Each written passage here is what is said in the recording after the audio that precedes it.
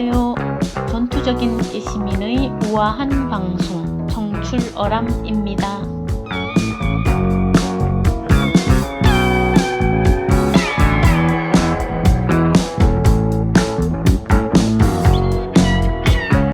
일본은 1905년 이전의 조업을 근거로 독도가 일본 땅이라고 주장합니다.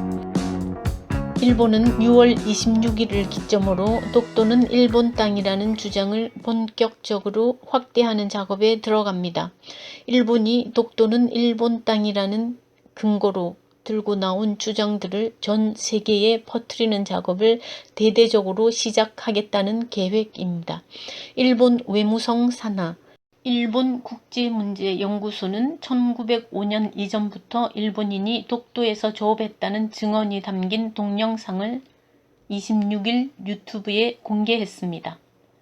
이 유튜브를 통해 1905년 독도가 일본 시마네현에 편입되기 이전부터 일본 어부들이 독도 주변에서 조업을 했다는 증언을 소개합니다.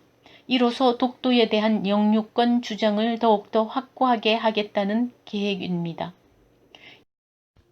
이 연구소가 공개한 동영상에는 시마네현 오키노시마초에 거주하는 사사키 준이라는 사람이 등장합니다. 자신의 할아버지가 독도에서 조업을 했다는 것이죠. 사사키는 어린 시절부터 할아버지인 이시바시 마스타로부터 독도 이야기를 들어왔다고 증언합니다. 할아버지가 독도에서 강치 사냥을 했고 전복을 채취했다는 것입니다. 결국 독도에서 조업을 했다는 증언을 증거랍시고 이 빈약한 말발로 자국 영토로 주장한다는 것인데요. 이 황당한 증거로 어디서 무엇을 증명하겠다고 그러는지. 일본, 너네들 한국이 정말 우습지? 겨우 조업한 사실로, 그것도 20세기에 들어와서야 조업한 사실로 독도 점유권을 주장하겠다는 것입니다. 일본은 장기적인 호흡으로 독도를 집요하게 파고들 듯 합니다. 우리의 시각으로 보면 황당하기 그지없는 억지 주장이지만 일본 당국의 시각은 그렇지 않은 듯 합니다. 그들은 집요하고 장기적인 관점에서 독도에 대한 영유권 주장을 확대해 나갈 것으로 보입니다. 이 일본 국제문제연구소는 앞으로 시마네현 오키노시마초를 중심으로 사사키 같은 증언자들을 더 많이 확보해서 동영상을 만들어 순차적으로 유튜브를 통해 공개하겠다는 것입니다. 이 연구소는 향후 영어나 한국어 등의 외국어 자막이 들어간 동영상도 만들 예정이라고 합니다. 그러면서 앞으로 독도에 관한 증언 동영상을 국내외에 공개함으로써 독도가 일본 고유 영토인 것에 대한 이해가 더욱더 깊어질 것으로 기대된다고 자화자찬합니다. 또한 동영상이 학교 교육 등에도 활용됨으로써 독도의 기억이 다음 세대에 계승될 것으로 기대된다며 동영상을 통한 차세대의 역사 교육의 의지를 밝히고 있습니다. 동영상 제작에 관여한 후나스키 리키노부 시마네 대학의 역사지리학과 교수는 6월 26일 교토통신의 기자회견을 통하여 유튜브로 1905년 이전 독도 조업 증언을 배포한 것은 처음이라며 매우 획기적이라고 말합니다. 그리고 세계 무대에 알리겠다고 한국에 으름장을 놓습니다. 일본의 이러한 행보는 앞으로 독도 문제를 점점 더 국제 이슈화 시켜 나가겠다는 것이며 이를 위해 우선적으로 독도를 분쟁 지역으로 만들겠다는 심산으로 여겨집니다. 일제가 한반도에서 멸종시킨 것 중 하나는 강치입니다.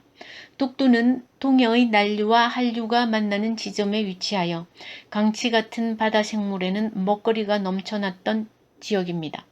1900년대 초반 독도는 강치들의 천국이었으며 약 4만 마리가 무리지어 살았다고 합니다.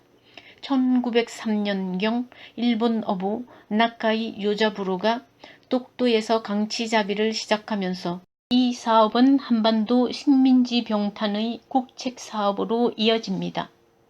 강치 포획으로 기름, 뼈, 고기, 가죽이 모두 돈이 된다는 사실을 알았기 때문입니다. 1904년 나카이 요자부로는 일본 정부에 랑쿠토 영토 편입 대하원이라는 문서를 보내서 강치 사업을 끝까지 보전할 수 있도록 10년간 독도를 대여해 달라고 일본 당국에 호소합니다. 당시 일본은 러일 전쟁이 한창이었고 독도의 자국 내 영토 편입이 필요한 때였습니다. 그리하여 독도를 러시아의 함대를 감시하기 위한 교두보로 확보하자는 계획을 세우게 됩니다. 1905년 1월 28일 다음과 같이 선언하며 독도를 자국 영토로 편입합니다. 이 섬은 타국이 점령한 적이 없었다. 1903년 일본이 나카이 요자부로가 강치자비를 한 것이 국제법상 점령의 증거가 된다. 그러므로 일본의 영토이며 이름을 죽도로 한다. 일본은 강치자비 전담 회사까지 만들며 온갖 잔인한 방법을 동원하여 강치를 포획합니다. 1905년 11월 을사늑약이 체결되어 대한제국의 외교권이 박탈됩니다. 대한제국은 1906년 3월이 되어서야 일본의 독도 강탈의 사실을 알게 됩니다. 하지만 외교권이 박탈된 상태라서 아무것도 할 수가 없었지요. 강치는 1904년 300마리, 그 이후 매년 대략 100마리에서 200마리씩 포획되어 1940년경 완전히 씨가 말라버립니다. 하나만 알고 둘은 모르는 일본. 그러나 일본은 독도 강탈을 위해 정부가 움직입니다. 그런데 이러한 일본의 주장은 하나만 알고 둘은 모르는 어리석음을 만천하에 드러내는 것입니다. 이러한 사실 자체는 20세기 초에 일본이 독도에서 무차별적으로 강치자비를 했고 그 때문에 강치를 멸종시키는 원인이 되었다는 사실만을 부각시키게 됩니다. 따라서 일본인의 독도 강치자비는 영유권 주장에 대한 근거가 되는 것이 아니라 오히려 식민지 수탈의 증거가 됩니다. 또한 동물 학살과 환경 생태계 파괴를 보여주는 가장 적나라한 사례가 될 것입니다. 그러나 우리가 안심할 수 없는 것은 2014년부터 일본은 강치 포획을 하여 멸종시킨 사람들이 일본 어부가 아니라 한국 어부들이라는 주장을 하기 위한 작업에 들어갑니다. 시마네현 출신 스기하라 유미코는 2014년 메치가 있던 섬이라는 동화를 발간합니다. 여기서 한국 어부의 무분별한 포획으로 강치가 멸종됐다는 내용을 순진무구한 그림을 실어 동화 형식으로 일본인, 특히 초중등 학생들의 감성에 호소하는 작전을 시작합니다. 일본 정부는 스기하라의 동화를 활용하여 독도 강치의 역사를 독도 영유권의 근거로 삼기 위하여 일본 초중학교에 대대적으로 배포하기까지 합니다. 이 동화에서 메치와 놀던 아이들은 어른이 되면 다케시마에서 고기를 잡고 싶다는 꿈을 갖고 있었다.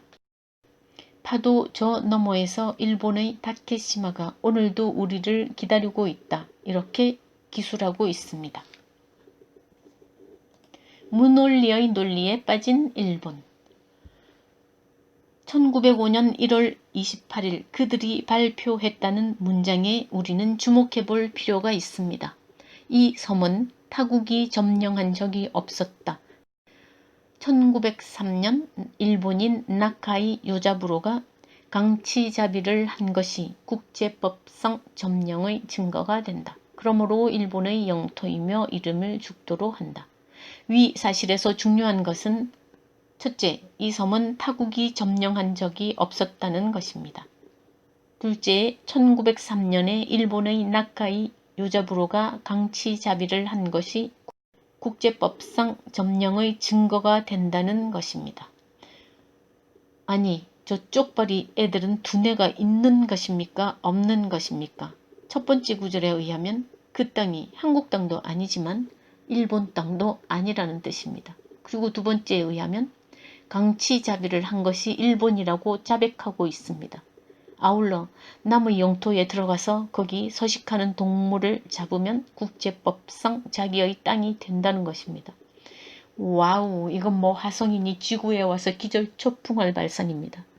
문논리가 논리인 쪽발이들의 위대한 발상입니다. 우리가 독도 문제에 대한 해결책을 이야기할 때 흔히 접하게 되는 두 가지 논리가 있습니다. 첫째, 100년 동안 실효 지배하면 자연이 우리 땅이 된다는 논리입니다. 1948년 이후 거의 50년 동안 실효 지배해 왔으니 앞으로 50년만 더 버티면 된다는 것입니다. 둘째, 국제재판으로 끌고 갈 경우 우리가 이뤄올 것이 없다는 논리입니다. 만약에 지게 된다면 그땐 끝장이라는 것입니다. 그런데 잠깐, 이 두 가지 논리가 어디서 누구에게서 나온 것인가요? 요사스럽고 신의가 없고 강자에 약하고 약자에 강한 외나라가 관련된 문제입니다. 이 두 개의 논리에 무언가 함정이 있지는 않을까요?